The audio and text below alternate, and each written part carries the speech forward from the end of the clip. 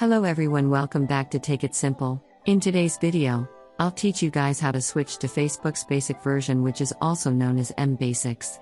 So, before starting that, be sure to like and subscribe with notification on to get notified for our future video because we post content like this.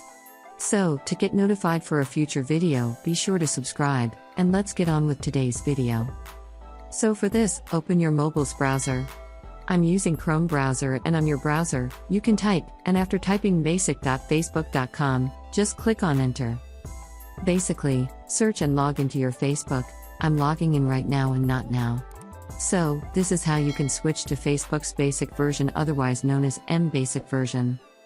You just have to type basic Facebook.com on your browser and boom.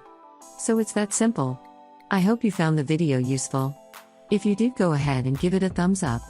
Feel free to comment down below in the comment box if you have a question or feedback. I'll be back soon with more tutorial episodes again. Thank you for watching.